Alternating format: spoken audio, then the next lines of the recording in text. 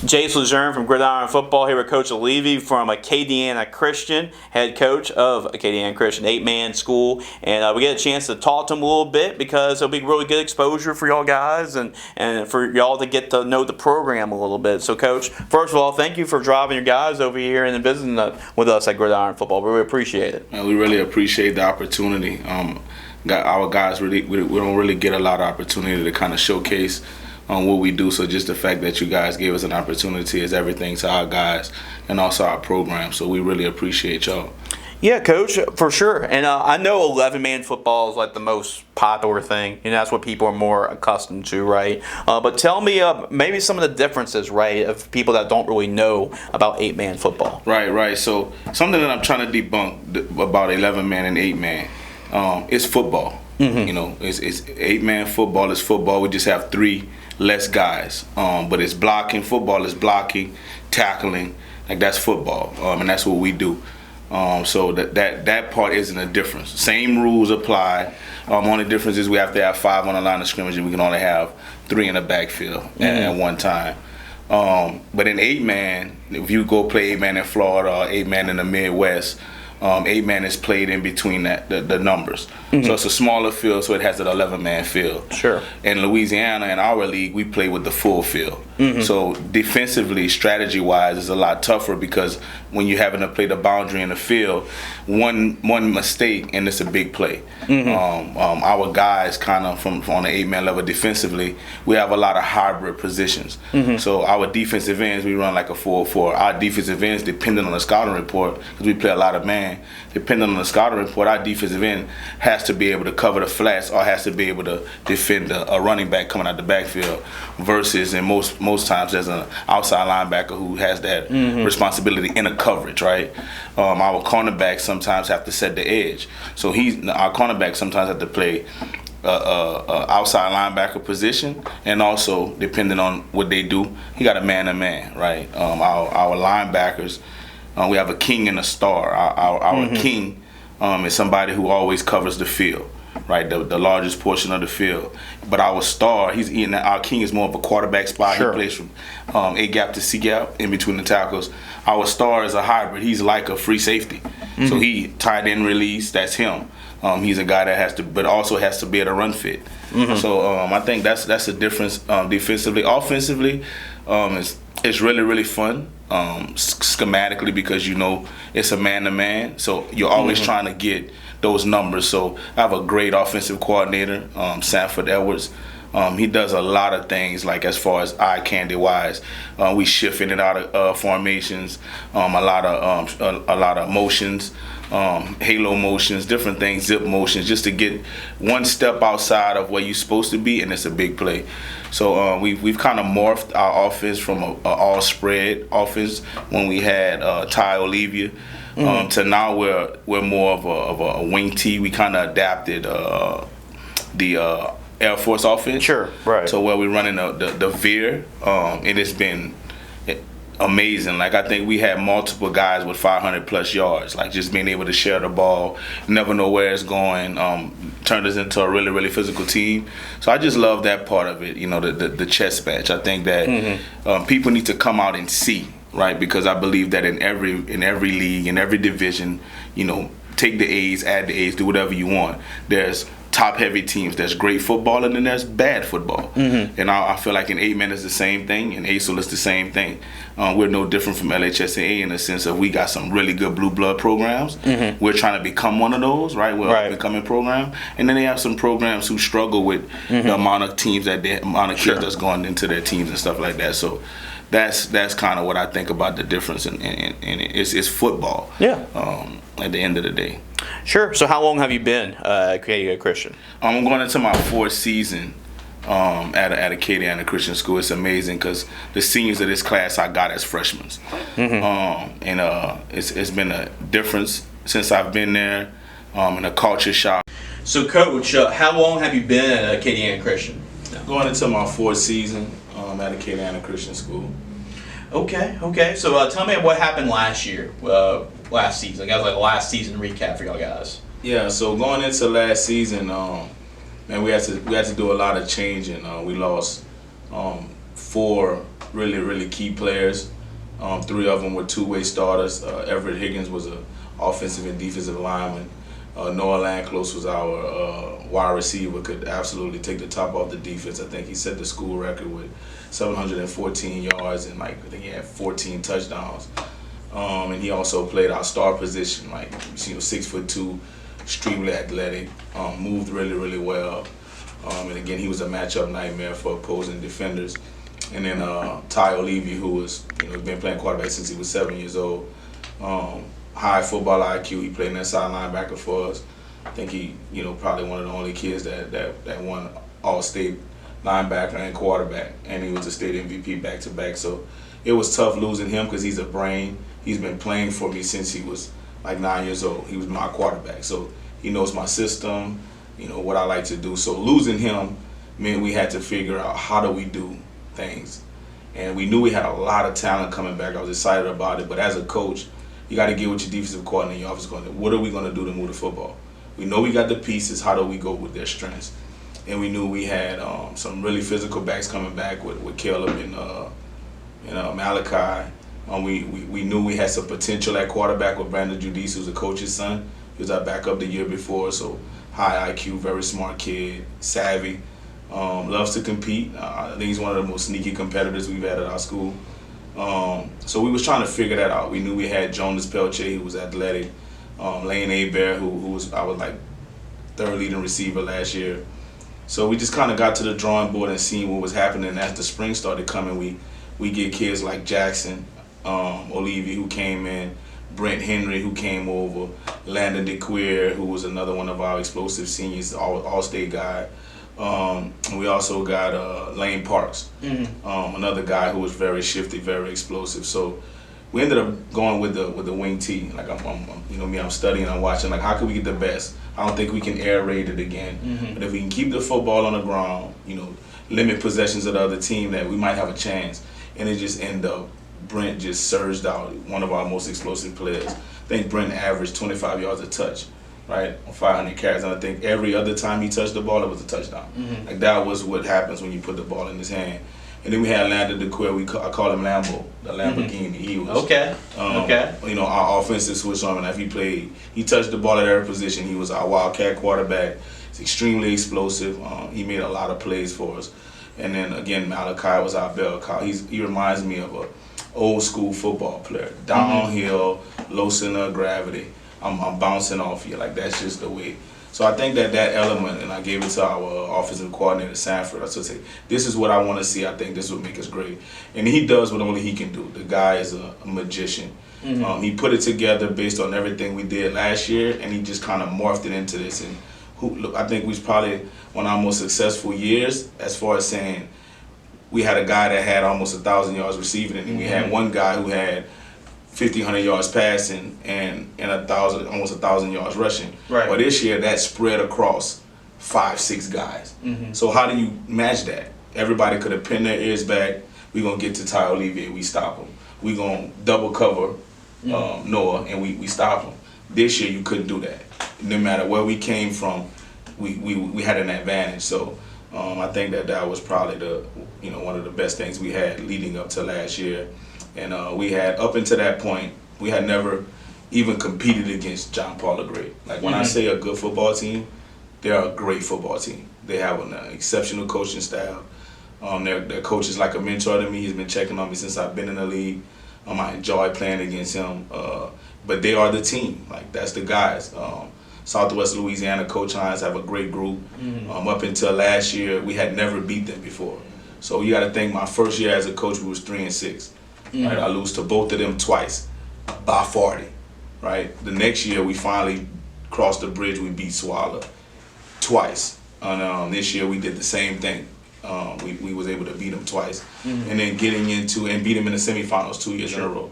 But then we get to JPG. First game of the season, every season, highly anticipated, stands packed, and we dropped the ball. 2 years in a row. But this year, we were close. We felt like we could win. So I think we went into our second matchup overconfident in a lot of ways. Even myself, I'm declaring the win. I'm thinking we can win this game. and they absolutely annihilated us on homecoming. Probably the most embarrassing loss I ever got. Coach always honors our program, always honored me. I think it was the first time as a coach in front of my players and another team I said that I was embarrassed by our performance. Like, we didn't show up. Like, we had this big national write-up about both teams meeting, 8-man gridiron, big matchup, and we go out there and absolutely lay an egg. And not only was I embarrassed, but I was like, we got to do something better. I challenged all of my guys. I demoted all of my captains, moved them over to other lockers. Like, we're going to figure this out. And then we get to the state championship. We prepare like no other. And we come up to a footballing shy of beating that team or forcing a double overtime, right? It was 14-0 deadlock at halftime. Like, the best football game I ever coached in. And it's probably the easiest loss I've ever taken as a coach, knowing that your guys prepared, they left it all on the field. And I was just excited about coming back with the same unit, 9 seniors. We coming into the season with 9 seniors. My biggest senior class was 3. So that I'm talking about played. I had a 4 senior class, but one of the guys they didn't play. But going into the season with 9 seniors, all guys that's been in our program for at least 2 years. Man, as a coach, man, you get pumped up about that, so I'm excited about that. Yeah, I mean, it's a really good, kind of like a springboard, even though, like, there's no, like, moral victories, right? No, not at all. But, to, play that team, right, early in the season, and then just be that close to a championship, that's a really good momentum, confidence booster going into this season, like you said, with a more veteran team. So, yeah, we interviewed 6 of your guys here today. I know these are 6 guys that you're going to be relying a whole lot this season. Just talk about some of these guys and some of the guys we should keep an eye out on this year for y'all. Yeah, definitely a special group of guys. I wanted to be intentional. I want to thank Mr. Andy and you for your patience, because I know it was supposed to be a shorter list of guys. But at my school, where we come from, where we were a virtual unknown, and now our school and our team and our athletic program is starting to gain some success and notoriety in where we're from. They're starting to be able to deliver this brand of football that was like, man, guys are calling it, like, man, y'all really balling over there, right? We're opening up some eyes. So I wanted to be intentional on 3 guys it wouldn't have been enough. But I also wanted to set the culture of I got 4 seniors. But I also have a guy that's going to be a junior who's a leader. And then I got a freshman who led as a freshman who will be able to, those 2 guys are going to be able to carry the torch and hold the standard of what we're doing. So if I had to highlight each of these players, Landon has been probably the most improved player in the last 2 years. Every year that kid has improved. I remember looking at my son with frustration in his eyes because he didn't know how to tell him, because he got thrusted into that position overnight. Like, he wasn't supposed to be the center, and he got thrown into that, and he did so well and with the pressure. And I'm just so proud of the level of physicality. I'm so proud of his work ethic. He goes on vacation, and he sends me his times, how many push-ups he's did. So he's dedicated to the grind, and if you've seen it all over the board, the kid just went to state and to throw the shot put. That kid wasn't doing that last year. He wasn't even competing at that level. Just to see how he's competing right now is not only a testament to the program, but also to his body and hard work. If I had to think about Caleb Broussard, he's a kid that if I could clone, I'd clone it. Very coachable. Like, I'm old school. I'm a motivator. I'm a yeller. I'm a call you out type of guy. But I love on him. Don't degrade him, but I challenge him. And he's a guy that last year, one of the most memorable moments I'm always going to tell young guys that's coming up is, I remember him calling me when the team didn't vote him captain. Like, we're talking about the strongest guy in our weight room.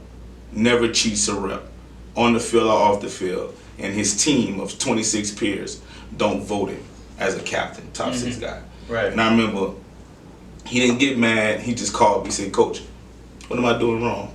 Yeah. What you tell a kid like that when he's doing everything right? Basically, nothing. But you have to realize that at times not everybody's willing to look at you and say, I got to mimic that. You see what I'm saying? Like, if I vote for you, then I'm saying that what you're doing, I got to live up to that. And we're getting to that program and building that culture.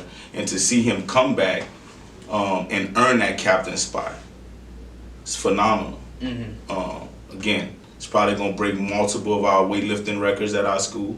He's probably going to end up we call it a King Lion Award, where you have so many points you amass, squat, mile run, bench press. I truly believe he's a future King Lion. So that I can't thank that kid enough. If I tell him, hey, you're going to play fullback today, and then 5 plays later, he got to go to guard, he's going to do it without batting an eye. He's one of the most unselfish players I've ever coached. So I love that kid. He's going to be one that I'm going to cry over when he leaves. Brent Henry. I hope I can get through his story without, shedding a tear. But the kid is an absolute miracle. The way that we even received that kid to our school, and look, don't get me wrong, he's one of my toughest players to coach. Since I met him, me and him wrestle a lot.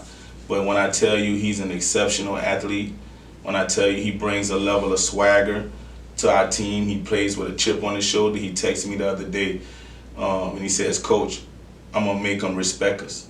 We got to make them respect us. Not enough people respect who we are, and we got to show them that we better than what they think we are. So when you get a kid like that on your team that doesn't miss an extra workout, like he got hurt the other day, about 3 weeks ago, and he's waking up at 4:30 and coming to extra workouts at 5 a.m. in the morning.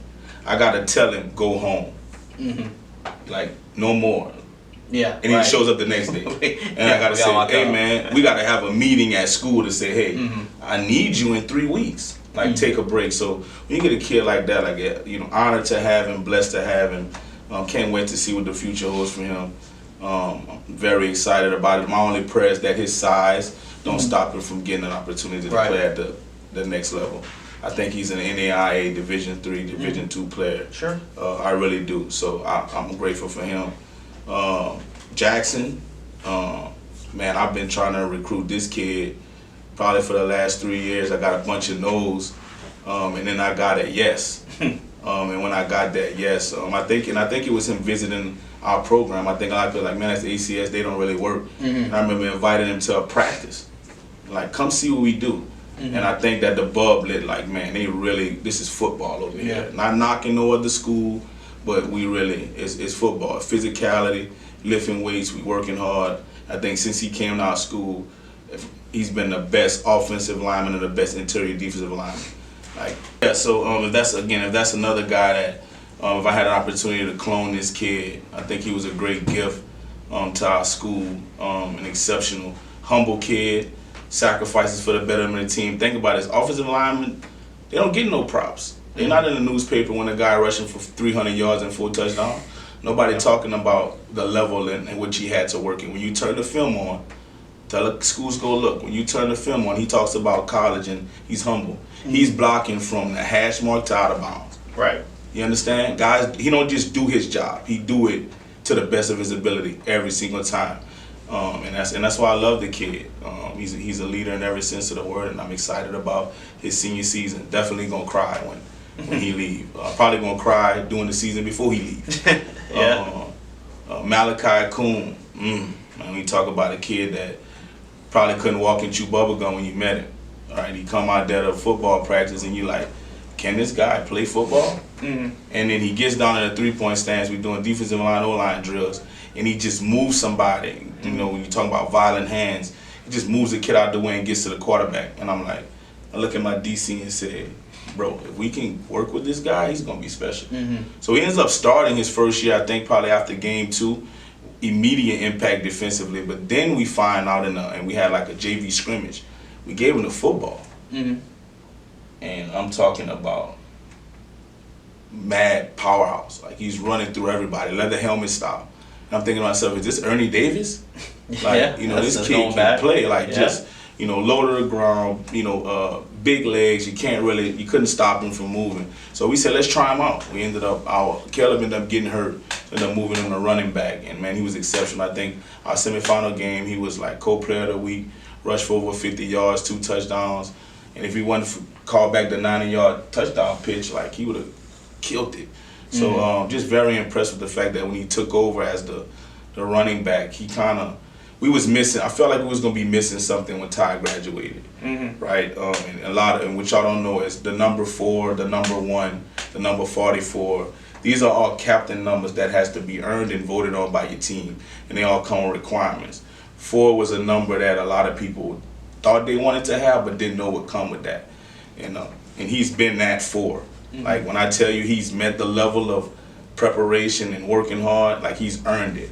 And he was a guy that I feel like the guys rallied around. Like he's a kid that sent me videos of him training without a football. He got a Gatorade bottle in his hand, he's doing cone drills. That's the type of work ethic that Malachi has. So again, another kid that I'm shed some tears when he graduates. There's not enough awards to give out for these kids, especially at a school where you have a lot of kids that you got to pretty much bribe to play football. Like, hey man, come out. And I'm so grateful that the foundation that these kids in here have built to where this year, first day of football sign-ups, we had 27 kids sign up that day. Yeah. Like, I had sign-ups that we had 8 kids for 2 months. And now they brought our program to a level to where we have 16 kids from the 9th to incoming 7th grade that want to play football. Like that's what they're doing for our program. So I'm excited about him. And then last but not least, my boy Silo Johnson. Kid is just the real deal. When I say football in his DNA, it is that it was a hell of a linebacker at Cecilia. Had his coach come to us at a game to see him play based off of his dad and the way his dad played the game. And anytime you get a coach's son and come from a school that's tradition like Cecilia, sure, you know they're gonna be pushing him to do the right thing. And I'm grateful for Silas. He was another kid that I was after heavy. So grateful that God gave us an opportunity to coach him. He came in, with a chip on his shoulder, man. He's a freshman, but he's so humble with the way in which he approached the game. And the scouting report, he received the scouting report well, and he's not running away from nobody. He's gonna stick his nose in there. I think him and Brent tied for a season high, game high of 15 tackles. Both of them had 15 tackles in the same game. So like when you got a true freshman coming in and playing at that level, at that elite level, I think his spring game, he had a pick 6 in the spring game. So he came in with a splash. So I always wanted him to play quarterback. So he was our JV quarterback last year, but he started DB. He had originally told me no, but this is the type of competitor he is.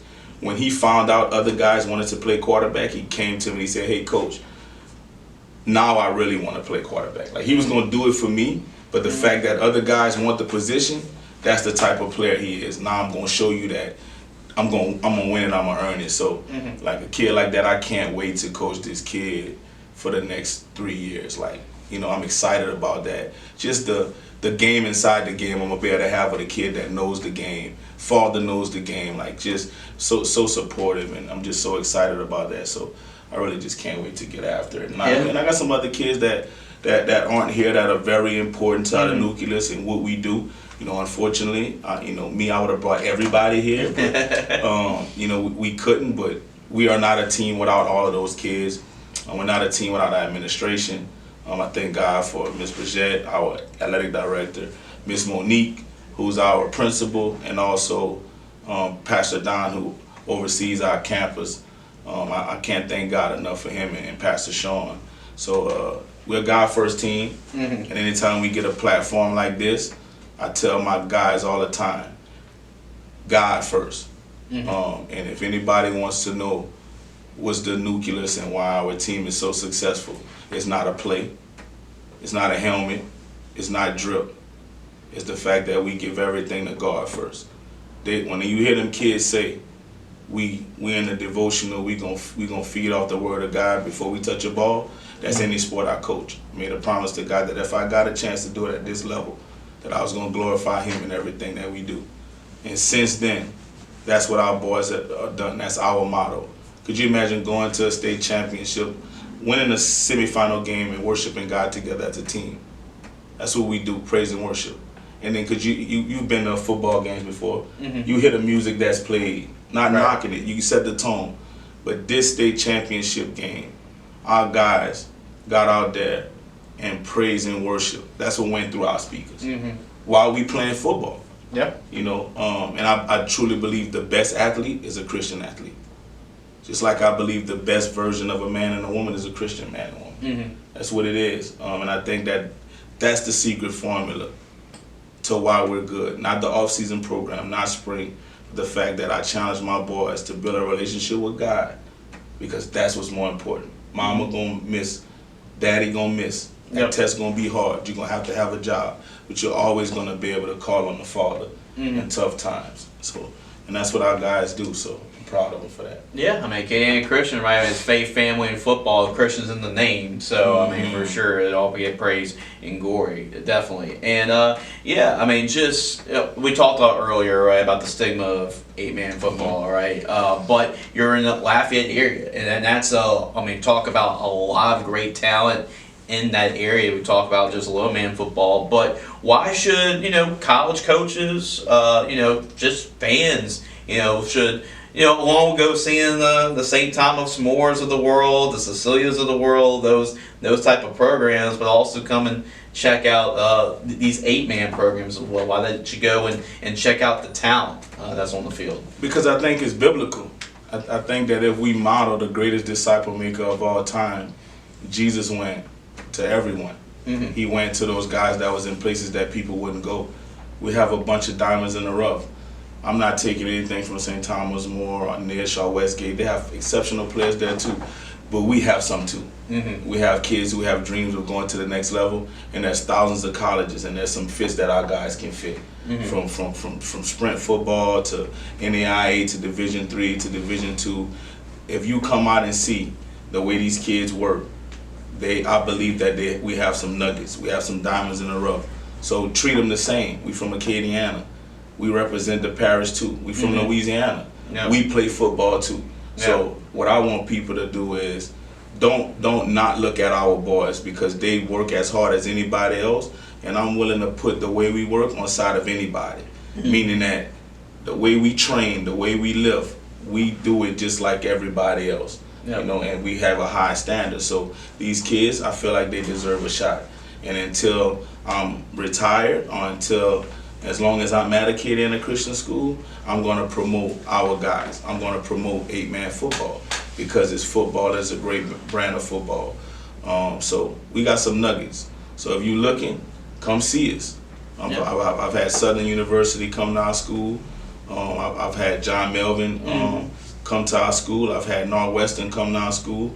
We just recently had Ty sign a PWO to play at the Division I level, and they evaluated his film. This wasn't just gonna give him a shot. No, they evaluated his film. They went through the process, took 2 weeks, and we got a call and say, hey, look, we got a spot for you. So, and he went over there. Kid squat 505. He benched 280. Like this is so. It's the proof is in the pudding. Like, we work hard. So we're not asking you to give us nothing, because everything is earned. And when I'm telling you, our kids are doing everything they can to earn it. So just give them a shot. That's how I feel. Football's football. Helmet, shoulder pads, football. I mean, like, it's football no matter what, no matter where you go. And yeah, I mean, football is a type of game. It takes a village, right? It takes a community, right? So talk about the support at the school and everybody supporting y'all in this venture. Man, it's just been amazing. Since I've gotten there at the school, I mean, I believe that our stands are filled. People are coming out, showing a lot of support. There's an image after our last semifinal win this year where I seen babies running on the football field after the game. Like, that's the ambiance of what football is like. Families hugging, moms and dads on the field, siblings running around throwing the football. We've had kids in our younger divisions wanting to be water boys, wanting to be managers, because they want to be around the swag of our program. They want to be around the culture. Like I said, you look in the stands, our pastors are there, our ushers are there, right? Like they support our school. Every sport comes out and supports our boys, from our cheerleading team to our, look, the dream team, I call them. Our secretaries, they got 3 secretaries in the front office. They do absolutely everything for me. Miss Jamie, Miss Becca, and Miss Paige, the way they love on us and love on our program. They always help coach what you need next. So I think the support of our school is, I think our pep rally is a rival to the biggest schools in the country. It's like, I love it. Like, I love our atmosphere around football. Our principal, she used to announce our football games. Okay. Like, so that's how much she's into football at our school. So I think we have great support, great support, great turnout. even when we travel. So I love the school that I'm in. I definitely love everything about our school. Yeah, and just 2 questions before we wrap up here, Coach. I appreciate your time. Obviously coming over here. Basically, the second to last question is, what's the schedule coming up for you guys? Like spring football, anything coming up? We're gonna actually have 2 spring games. May 16th, we're gonna go up to Binsford, play a really good 8-man team out there. I think we're gonna have like a round robin. We're gonna play like another team out there. We're gonna go over defenses. Like the first time we didn't play like an in-house scrimmage.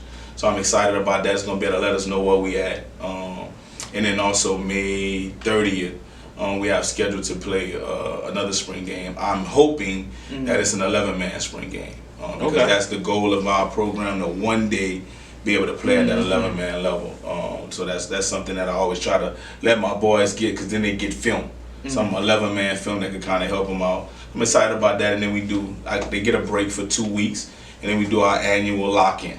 And our lock-in is the boys show up at 7:50, and they with us for 3 days, in which we have pastors and youth pastors come in to speak to the boys. We do a lot of team bonding, a lot of devotionals. That's the only time you'll see me play a sport. I do allow them to beat up on me in the lock-in in basketball. I don't do the full court thing. I'm going to stay half court. But we do that. We eat together. We break bread together. We have those different practices, film sessions. Is kind of run like on a college level, or what they would see at the college level. And then we go to church together on Sunday as a team. The whole team, we get dressed, and we just go serve God together, getting ready to go into our summer workouts. And then after that, we have a little family day where the parents could come in and kind of hang out with the boys. And then they go home, and then that Monday, or that Tuesday, they report. We do 2 days a week during the summertime, where they got to report at like 7:50. We do devotionals. We have team bonding. We have offensive and defensive meetings. We live speed and agility, different things like that, just building up to the actual season. And then our season kickoff first week of August, we kick off our season.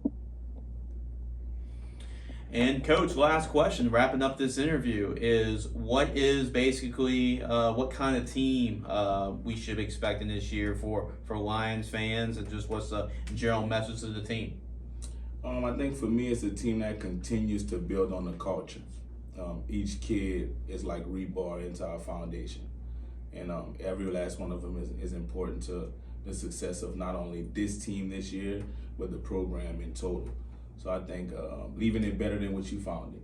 And I think that's one of our mottos, is stacking good reps. We have an all money in motto that we put deposits every single day to be able to get a withdrawal on a Friday night on the semifinal game. So I think that's our culture. I want to continue to build it. It's not about one team, but it's about the program in general. I think a message for our team this year would be elevate and dominate. I want to be able for us to be able to elevate our game and then dominate every area.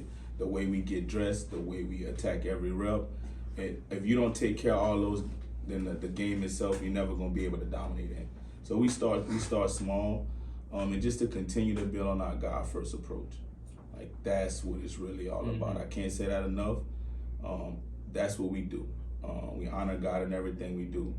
And I think that's the most important thing. And lives are changed. We've witnessed baptisms. I'm part of a team that every kid on our team is saved. Yeah, that don't happen. You know what I mean? Like, our kids are challenged with bringing the Bible to school. Like, they can't come to practice without one. Where do you do that in the USA? Yeah. That I'm as a coach, I'm able to say that. Like, absolutely. So that's the major thing that I want to do. Championships are good. Winning them is good. Would I like to win a state championship? Of course. I cry doing that too. But when I hear about these kids' stories and how they found God, that's the true championship. Absolutely. And I believe that building kingdom men is more important than the state championship. I totally agree with you, Coach, and I know you're building them the program the right way, and you're raising them to be shepherds of men. So I know you're doing that, Coach. Appreciate your time. Thank you for bringing Appreciate you, your guys. man. Thank you, man. This is amazing. Yeah, absolutely. We'll have a lot of coverage on our website about Acadiana Christian. We'll follow them too throughout the course of the year, and maybe even a couple of our guys we'll have at the Gridiron Football Bowl game at the end of the year. Hey, let's go. So we're definitely going to keep an eye on that. For all of our content, make sure to go to gridironfootballusa.com.